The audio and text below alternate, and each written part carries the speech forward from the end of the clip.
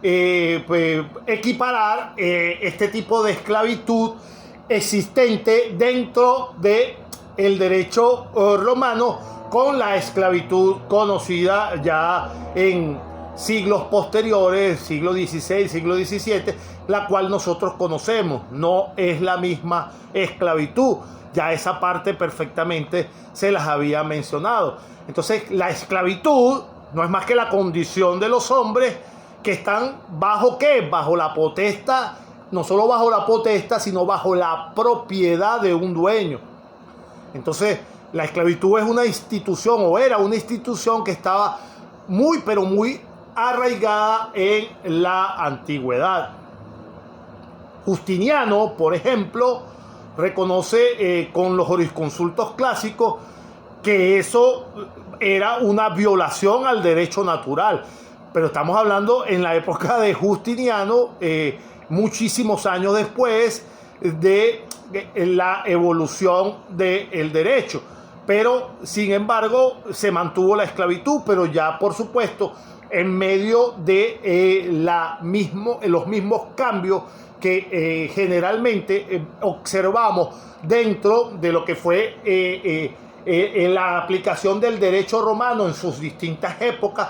Por supuesto, la rigurosidad de la institución de la esclavitud como figura jurídica fue, por supuesto, atenuándose a lo largo del tiempo por razones obvias, por razones de humanidad esencial y porque, por supuesto, las injusticias de todas son, no se derrotan de la noche a la mañana, pero poco a poco, insisto, la rigurosidad de las normas que afectan a los seres humanos como tal, siempre tienden a ir suavizándose.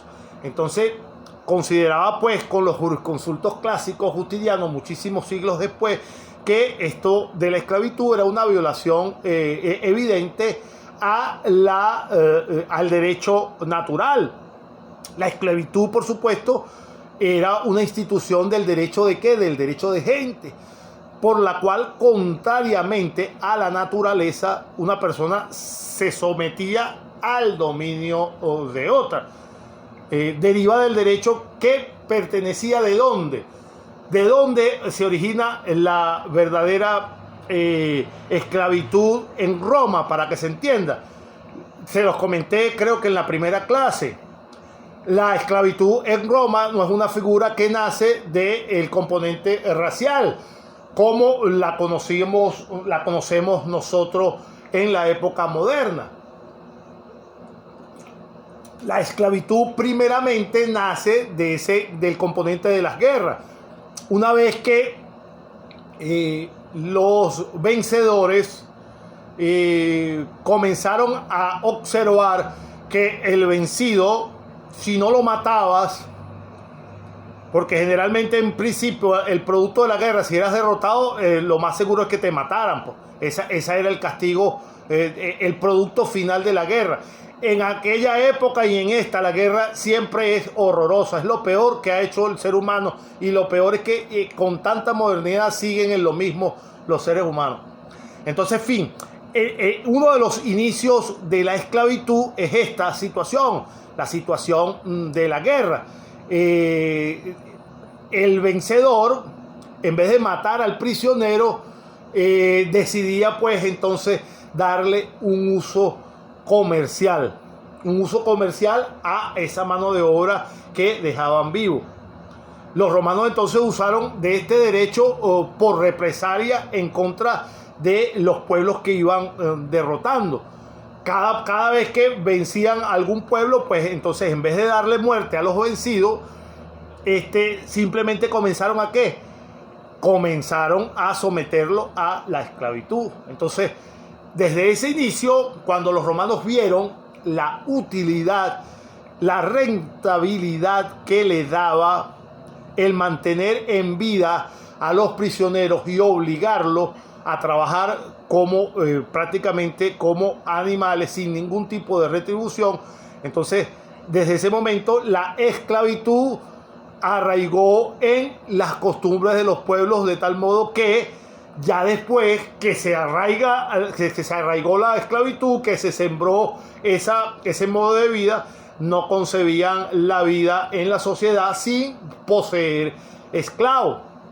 De hecho, una de las formas, mis estimados amigos, de que los hombres poderosos en la antigua Roma demostraban que tenían muchísimo poder, no solo era con las ostentaciones que tenían, las inmensas casas que se construían tipo palacio, con las propiedades que poseían, sino con el número de esclavos que poseían. La gran cantidad de esclavos denotaba que ese hombre tenía poder. Era una de las formas de envanecerse dentro de la sociedad. De manera tal que, pues, como no concebían las sociedades sin la utilización de los esclavos, por esto que los grandes espíritus cegados por la fuerza de este hecho no vacilaron nunca, siempre en mantener constantemente esta situación. Les repito entonces que en un inicio del derecho, el amo, como una de las potestas que acabamos de ver, la dominica potesta, en un inicio del derecho, de la aplicación del derecho, el amo tenía derecho a la vida y el derecho de la muerte de su esclavo. Pero la ley no se proponía justificar constantemente las arbitrariedades y las crueldades del mismo. Se le confiaba más bien el ejercicio de una especie de magistratura doméstica, insisto, con las diferentes transformaciones que comenzaron a surgir dentro del derecho romano. Así lo entendió, por ejemplo, lo pueden verificar en cualquier bibliografía, Catón el Antiguo, que jamás se oponía extremadamente a que se le diera muerte a un esclavo sin conocer, inclusive, podemos leer en la bibliografía, la opinión de todos los demás miembros de la familia, antes de permitir que se le diera muerte a el esclavo. Plutarco, por otro lado, el historiador, refería que los antiguos amos trataban a sus esclavos con dulzura. Y él se lo explicaba no solo por el interés material que tenían en manejar un valor pecuniario, insisto. Los esclavos eran el reflejo del poder que poseía una persona en la antigüedad, sino también por el origen de estos mismos esclavos. Y esto, por supuesto, es con la transformación de la vida en sociedad romana.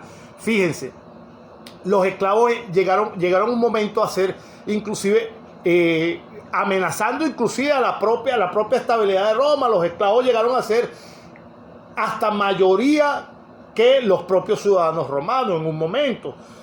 Existen figuras anecdóticas, históricas, pero ciertas, de sublevaciones de esclavos en diferentes épocas que amenazaron verdaderamente la estabilidad romana. Sin desviarme mucho del tema para no agobiarlos, inclusive porque son las 7:30, existe por supuesto inclusive el famoso alzamiento de ese esclavo ícono como Espartaco. De eso han hecho de este evento películas, han hecho hasta series que fueron ciertas. De hecho, el alzamiento de Espartaco, que fue un alzamiento netamente de esclavos, fue tan pero tan grave y que puso en jaque verdaderamente a la permanencia de Roma, a pesar de que los esclavos no eran un ejército formal, pero sí eran mayoría. Llegó un momento que eran mayoría dentro, que eran más numerosos que los propios ciudadanos romanos, que el propio Pompeyo Magno tuvo que regresar de una campaña militar donde estaba a las afueras de Roma para enfrentarse directamente y sofocar en definitiva la rebelión de Espartaco. El propio general Pompeyo Magno tuvo que enfrentarse con esta rebelión. Pero para no desviarme mucho de esta situación, la situación de los esclavos marcó el hito grande dentro de la sociedad romana, puesto que de tanto tener esclavos, ya los esclavos comenzaban a nacer dentro de la propia casa. Es decir, conformaban parte de la familia. Recuérdense que los esclavos eran parte de la familia, aunque no gozaban de ninguno de los derechos de los familiares agnados o connatados. Pero al comenzar a nacer dentro del propio seno familiar, sin duda alguna se crea, aunque no lo quisieras, un cierto vínculo afectivo. Y hay muchísimos casos dentro de la bibliografía también que se observa dentro de esta figura de la esclavitud, donde el pater family hace heredero a parte de sus esclavos y le concede la manumisión una vez, por vía de testamento, una vez que él deja de existir. Entonces, las fuentes principales, insisto, de la esclavitud dentro de la antigua Roma, según fragmentos recogidos de varios bibliógrafos, en los digestos se dice que la condición de los esclavos, por supuesto, era una situación única, de un significado, aunque vinieran o provinieran de distintas clases o de distintas regiones de todo el mundo conocido. Simplemente la única condición que se le conocía, o la única clase que se le conocía, era esclavo o denominación sencilla, que era la contrapuesta, por supuesto, ¿de qué? De los hombres libres. Ahora bien, aunque la condición de los esclavos era única, legalmente en la vida diaria había diferencia en el desenvolvimiento real de la vida. Los esclavos generalmente eran utilizados según qué, según sus actitudes, y cumplían dentro de la sociedad en Roma distintos papeles, a saber, de acuerdo a las habilidades o a las cualidades que poseían cada uno. Muchísimos esclavos griegos, que eran hombres extremadamente cultos, pasaban a ser preceptores, educadores de los hijos de los pater family. Es decir, eran hombres muy respetados, a pesar que eran esclavos, porque eran los que se encargaban de impartirle la educación a cada uno de los hijos de los pater family. Es decir, aunque nunca se reconoció formalmente, dentro de la estructura romana habían distintos tipos de esclavos, insisto, de acuerdo a las tareas que realizaban los mismos. Obviamente, aquel que realizaba una tarea doméstica elemental no tenía el mismo valor que aquel que fungía como preceptor de los hijos de el pater family, como les decía perfectamente. Entonces, fíjense, la fuente principal, para concluir, la fuente principal de la aparición de la esclavitud, por supuesto, era la guerra, como ya sabíamos. La guerra era el motivo principal en donde se podía obtener la esclavitud. Luego, por condiciones de derecho, con el derecho civil, se fueron creando otro tipo de causas o causales para caer dentro de dicha esclavitud. Obviamente, insisto, pero dentro de lo que podemos conocer en la bibliografía,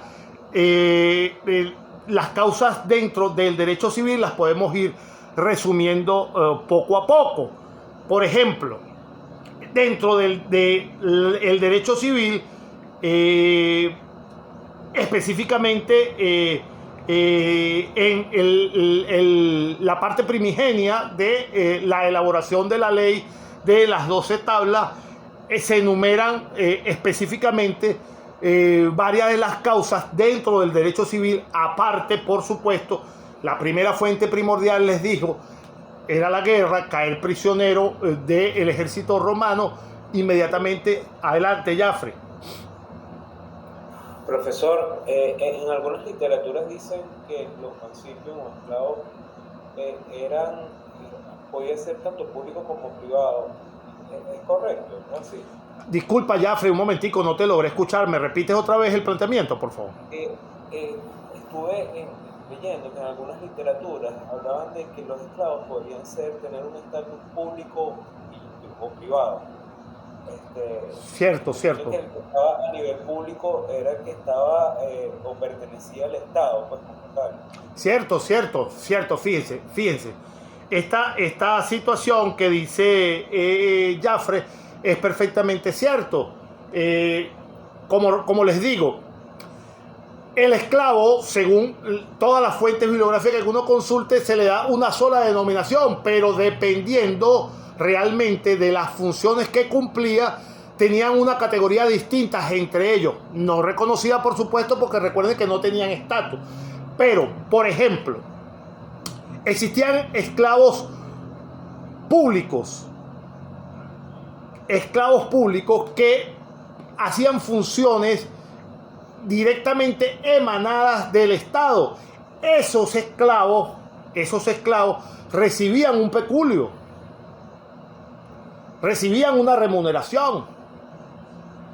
Por supuesto, esa remuneración no era comparada con un salario ni nada establecido, pero de acuerdo a la función que cumplieran para el Estado, se podían considerar que eran esclavos domésticos o esclavos públicos, independientemente pues de la condición de esclavo, que no variaba, pero perfectamente, estás en lo cierto, Jafre. Existía esa condición, pero no nominativa, es decir, no eras mejor esclavo o no eras mejor tratado, o tu condición de esclavitud se suavizaba si hacías labores para el Estado romano, o hacías labores domésticas, o hacías labores en cualquier otra situación. Ajá. Es precisamente la incongruencia del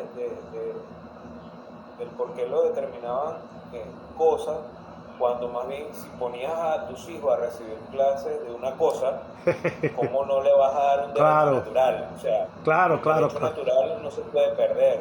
Claro. No sé si estoy en lo correcto, mi percepción. Entonces es como incongruente. Le colocas responsabilidades que son fundamentales para el Estado, pero son cosas. O sea, es como incongruente. Claro, fíjate tú, qué más sagrado para un pater familias que la formación de su hijo. No hay nada más sagrado que eso. Bueno, y los esclavos griegos, sobre todo aquellos que habían de las guerras contra los griegos, hombres extremadamente cultos. Recuérdense que los bárbaros en la antigüedad, los romanos en la antigüedad, por parte de los griegos, por ejemplo, eran tratados como bárbaros. Los griegos consideraban a los romanos unos hombres bárbaros, en el sentido que no tenían cultura, no leían. Entonces los romanos, por su predominio militar, dominaron a esos pueblos y absorbieron de ellos, ejemplo, el teatro. El teatro es una fuente de cultura. Casi todos los escritores de buen teatro eran, por supuesto, de origen griego.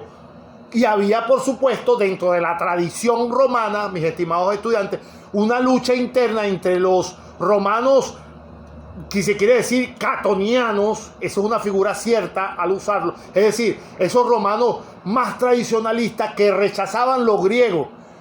Y había un componente de la sociedad romana que entendió, parte del análisis que dice Jafre, que, por Dios, es mejor formar a mi hijo con la visualización y la grandeza intelectual que poseían los griegos.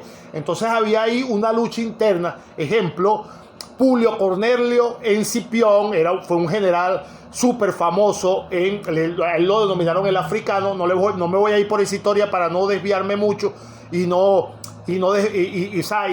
desligarme del tema, pero Publio Cornelio Escipión se enfrentó mucho a el status quo del Senado en ese momento, presidido por la figura de Catón, el Catón antiguo, que es de ahí donde referimos cuando una persona es demasiado cerrada en sus pensamientos, le decimos, oye, pero tú eres catoniano. Catón y todos sus seguidores pensaban que lo griego era una malformación de lo original de los romanos. Publio Cornelio Escipión, que fue un prohombre romano, una figura muy parecida a Julio César en su época, un hombre muy poderoso, que venció nada más y nada menos que Aníbal Barca en la Segunda Guerra Púnica. Fue el que le dio la verdadera victoria en las guerras púnicas a Roma. Recuérdense que Aníbal es considerado uno de los mejores generales que se han conocido en la historia. De hecho, en las escuelas militares, en los ejércitos militares formales, cuando se ve en filosofía militar y estrategias de guerra, aún un tema de consulta seguro es las estrategias utilizadas por Aníbal.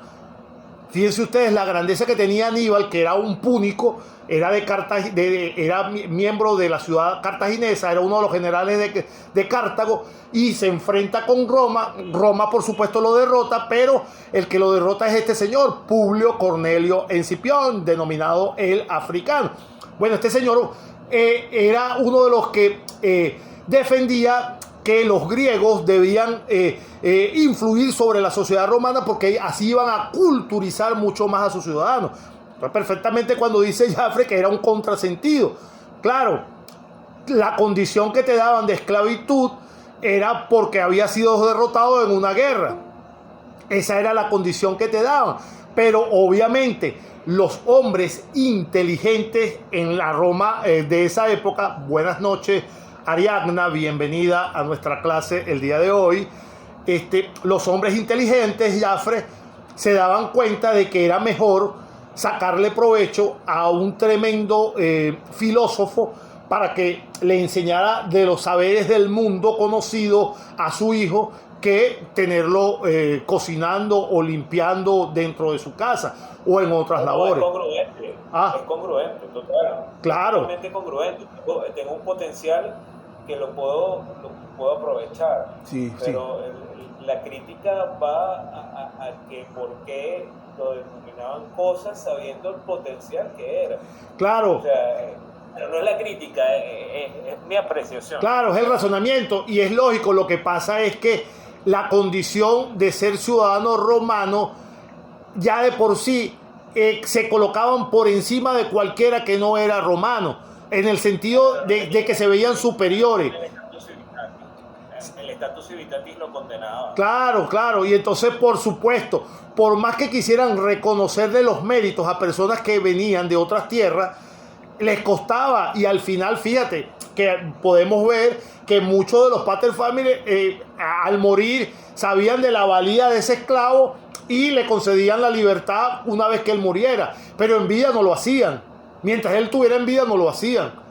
Como un componente de soberbia y orgullo, ¿me entiendes? Pero en el fondo a todos, absolutamente todos dicen, cuando se nos acerca la muerte nos arrepentimos de los pecados, independientemente que tengamos o no algún tipo de inclinación religiosa. Entonces como que nos volvemos un poquito más reflexivos y más buenos. Entonces cada vez que se acercaba la muerte, muchísimos de estos paterfamilies le otorgaban la libertad a esos hombres que habían mantenido en esclavitud, pero que indudablemente ellos en el fondo reconocían su valía, porque si no reconocían su valía, ni por el carrizo, y discúlpenme lo coloquial, iban a colocar como preceptores a sus hijos de ellos para que se encargaran de la familia. Ahora bien, dentro de eso, la primera causa entonces de caer en la esclavitud, decíamos que eran las guerras, por un lado.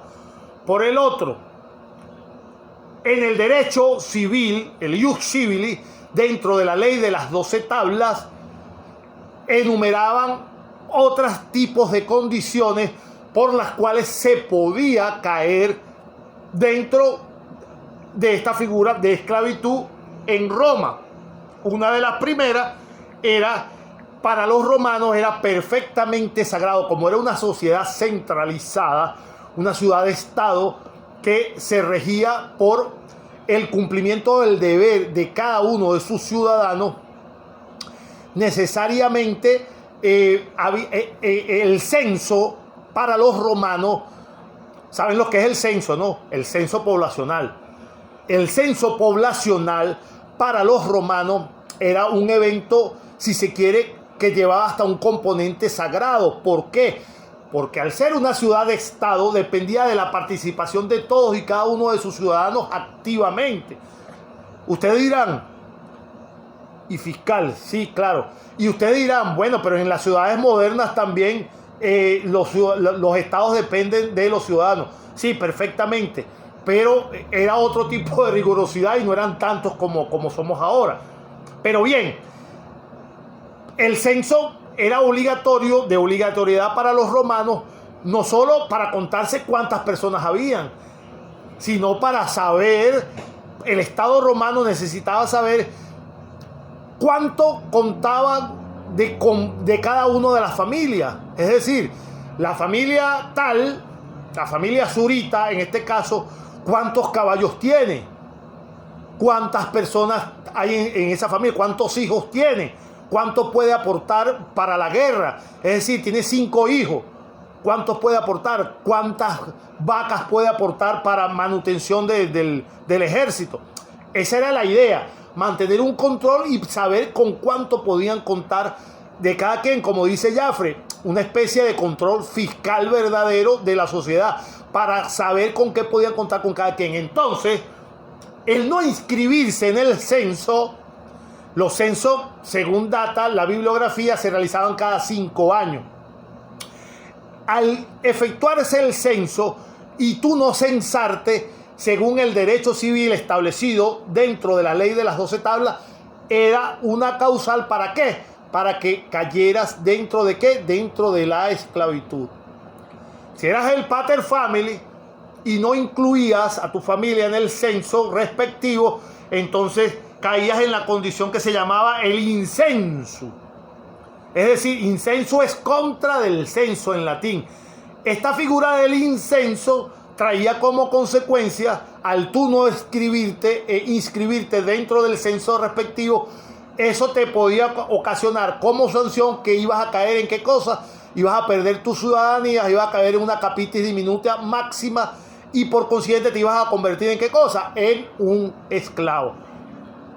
Tomen nota, primera, otra fuente de la esclavitud, pero por el derecho civil, el incenso, que consistía, repito, en no inscribirse en el censo respectivo. Otra de las figuras que aparecían dentro del derecho civil, dentro de la figura de la ley de las 12 tablas, era una figura denominada el soldado refractario. El soldado refractario, denominaban esta figura los romanos al soldado refractario, aquel que se sustrajera del servicio militar. Es decir, para nosotros, hablando en siglo XXI, aquella persona que desertara del ejército, para que se entienda en perfecto español moderno de nosotros. Aquella persona que desertara del ejército caía en una figura de derecho civil contemplada en la ley de las 12 tablas, denominada el soldado refractario. Esa falta era castigada con la esclavitud en la antigua Roma por parte del derecho civil. Otra forma de caer en esclavitud según el derecho civil contemplado en la ley de las 12 tablas, la denominada fur manifestum. Esta denominación del fur manifestum era para cualquier persona, siendo ciudadano, por supuesto, porque si un esclavo es sorprendido cometiendo un delito, ya su condición de esclavo no le permitía que se convirtiera en esclavo. Pero si un ciudadano romano era sorprendido en flagrancia cometiendo un delito de robo, inmediatamente la pena que se le imponía era que caía en esclavitud. Por supuesto, si eso lo hacía un esclavo, la pena que le imponían era la muerte, inmediatamente lo mataban. Pero el ciudadano común, ciudadano romano, si era sorprendido cometiendo un delito y era sorprendido infragante por la figura de el fur manifestum, caía en esclavitud según la ley de las 12 tablas.